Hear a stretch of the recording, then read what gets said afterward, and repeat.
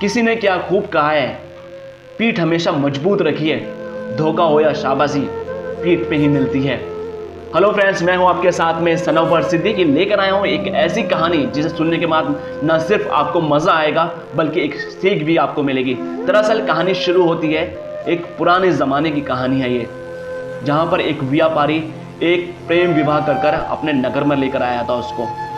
पूरे नगर में उसकी चर्चा थी, लोग बाग उसकी तारीफ करते करते नहीं थक रहे थे। वो आपस में इतना खुश रहते थे कि किसी तरह का कोई उन्हें परेशानी नहीं होती थी। उनके घर पे एक हमेशा मिसाल एक जलती रहती थी जो इस बात का सबूत थी कि इन दोनों में कितना प्यार आपस में देखने को मिलता है। तभी राज्य के जो राजा रानी थे एक दिन छत पर चढ़ते हैं, आपस में रात को चढ़ने के बाद में एक दूसरे को निहारते हैं, प्यार की बातें करती हैं। तभी उनकी निगाह उस नगर पे जल रही मिसाल जो जल रही थी शहर के अंदर, उस पर पहुंचती है। और उसमें पहुंचने के बाद में वो आपस में उनमें बात शुरू हो जाती है, डिबेट शुरू हो जाती है, उस पर चर्चा शुरू हो जाती है कि आपस में बहुत ज़्यादा प्यार रखते हैं ये और खुश रखते हैं, और किसी तरह का कोई इनमें कहा सुनी आप आज तक देखने को नहीं मिली।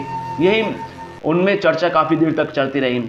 तो राजा और रानी दोनों के दोनों इस बात पर डिस्कस करते रहते हैं और उसके बाद में ये निर्णय लेते हैं क्यों ना इन दोनों की एक परीक्षा की जाए, उसमें पता चल जाएगा एक दूसरे से कितना प्यार करते हैं। दोनों ने फैसला लिया और अगले दिन प्लान के मुताबिक सनी ने अपनी दासी को उस व्यापारी के घर भेजा और व्यापारी का एक प्रस्ताव लेकर उसके सामने भेजा। प्रस्ताव क्या था? प्रस्ताव के अंदर उसने कहा, दासी ने कहा कि मुझे कहते हुए शर्म भी आ रही है, लेकिन रानी की तरफ से आपके पास में एक प्रस्ताव लेकर आई हूं मैं। उसने कहा क्या प्रस्ताव है? उसने कहा अगर तुम अपनी रानी को मार देते हो तो वो आपसे शादी करने के लिए तैयार है। व्यापारी ने बड़े ही सरल अंदाज में कहा कि मेरे प्रेम के ऊपर 1000 रानियां कुर्बान, और मैं अपनी जो पत्नी है उसके साथ में काफ़ी खुश हूँ और मैं किसी तरह से उसके कुछ परेशानी उसको नहीं देना चाहता हूँ, और मैं तमाम रानियां क्या तमाम करोड़ की जायदाद मैं उसके ऊपर कुर्बान करने को तैयार हूँ। राजा एक जो सैनिक था उसको घर भेजता है, व्यापारी का घर भेजता है और उस महिला से कहता है कि अगर आप अपने पति की हत्या कर दें तो राजा आपसे शादी करने को तैयार है, और तमाम राजा की जो जायदाद है वो सब आपको देने को तैयार है। इतना सुनने के बाद में रानी जो लड़की थी उसके अंदर लालच आ जाता है, और वो राजा के जो सैनिक था उसके हाथ में जो खबर लेकर भेजते हैं उससे राजा से बोल देती हैं कि राजा से कह देना 2 और 3 बजे के बीच में जो मेरे घर पे मिसाल जल रही है वो बुझ जाएगी, तभी मैं अपने जो पति है उनका काम तमाम कर दूंगी। राजा रानी दोनों के दोनों छत पर खड़े हो जाते हैं, इस इंतजार में लगते हैं, और राजा तमाम जो सैनिक हैं उनको इकट्ठा करता है। इकट्ठा करने के बाद में उसके घर के इर्द गिर्द खड़ा कर देते हैं कि किसी तरह से हमें उस जो व्यापारी है उसको भी बचाना है और उसका इम्तिहान भी हमें देखना है। शक्ति बढ़ा दी जाती है। वक्त के मुताबिक राजा रानी दोनों छत पे खड़े होकर तमाशा देख रहे होते हैं।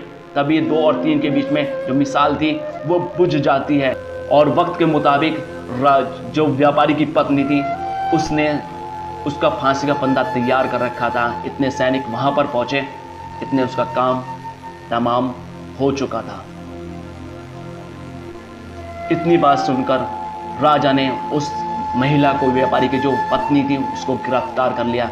गिरफ्तार करने के बाद में राज्य में लेकर आए, राजा के पास पेश किया गया। राजा इतने ज़्यादा गुस्से में थे, पूरी रात उनको नींद नहीं आ पाई। उनकी वजह से एक बेकसूर की मौत हो चुकी थी, हत्या हो चुकी थी।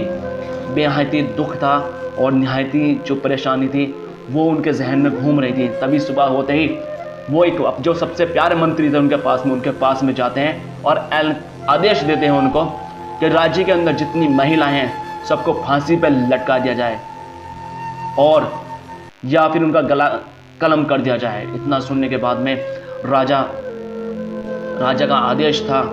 मंत्री बहुत परेशान हुआ और अपने घर पर जाकर पहुंच गया।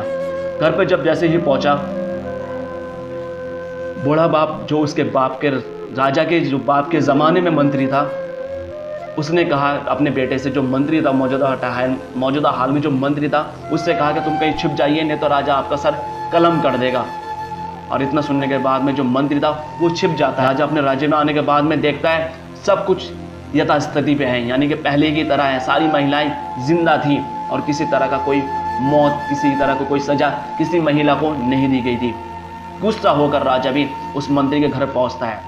मंत्री ना मिलने पर उसके बाप से बात करता है, तो तब बाप उसका एक कहानी सुनाता है कि जब आपके जो पापा थे राजा थे उस वक्त मैं मंत्री था। एक दिन रात में आपके पिताजी और मैं शिकार के लिए निकले। जंगल में पहुंचने के बाद में रास्ता भटक गए। रास्ता इतना घना था कि कुछ समझ नहीं आ रहा था किधर जाएं। तभी एक योद्धा आता है। आने के बाद में रस्सी डालकर मुझे पकड़ के ले जाता है। मैं बतेरी छूटने की कोशिश कर रहा था लेकिन छूट नहीं पा रहा था। ले जाने के बाद में वो एक घने जंगल में जाकर एक गड्ढा खोदने को कहता है। एक गड्ढा कब्र खोदता है। तब मुझे दिमाग में लग रहा था ये गड्ढा ज़रूर मेरी हत्या करने के लिए खोद रहा है। वो जो योद्धा था वो उनसे बोलता है कि आप मेरी मदद कीजिए और जैसा मैं कहते हूँ वैसा कीजिए आप।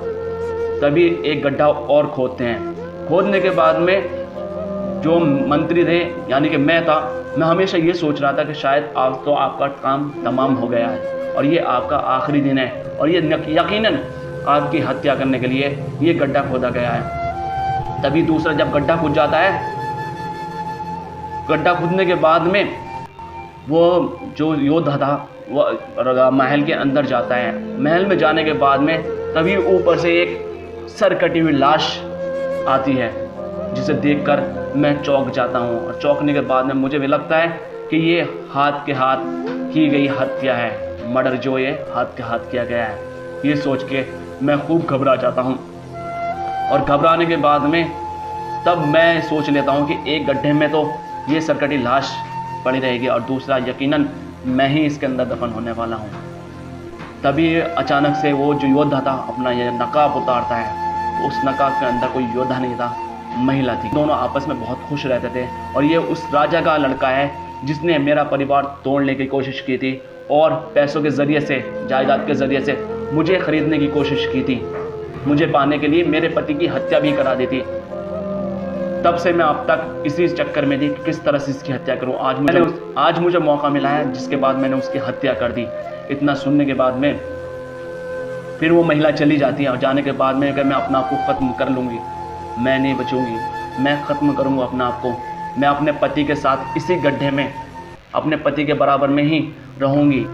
जब तक मेरा नामो निशान रहेगा तब तक मैं उनके साथ में रहना चाहती हूँ और उन्हीं के लिए हमेशा हर त्याग करने को तैयार हूँ। इतना सुनने के बाद में राजा की आंख खुल जाती हैं और वो कहने लगा कि मैं बहुत बड़ी गलती कर रहा था और एक महिला की वजह से मैं पूरे राज्य की महिला को दोषी दे रहा था। वो भी तो एक महिला थी जिसने अपने पति के लिए सब कुछ निछावर कर दिया, अपनी ज़िंदगी तक दांव पर लगा दी और सब कुछ निछावर करके सब कुछ छोड़ छाड़ के अपने पति के लिए मर मिटी। तो कहने का मकसद सिर्फ ये है कि एक छोटा सा डिसीजन हमें काफ़ी परेशान कर सकता है। एक छोटा सा फैसला हमें कुछ भी करा सकता है। उन फैसलों से हमें दूर रहना है जिससे किसी तरह की कोई परेशानी पड़े या किसी तरह की कोई बेवजह ज़िंदगी की खलल पड़े। क्योंकि वो खुशी खुशी रह रहे थे, राजा के इंटरफेयर से उनकी ज़िंदगी बर्बाद हो गई और उसी धोखे के चक्कर में वो सब पूरे राज्य की महिला को मारना चाहता था। लेकिन हुआ क्या, जब उसने कहानी सुनी उसकी आँख खुली और उसके करने के बाद में महिलाओं के प्रति उसकी फिर इज्जत बन गई और उसके दिमाग में दिमाग में उसने ये ठान ली कि किसी तरह की कोई परेशानी अपने राज्य की महिला को नहीं होने देगा।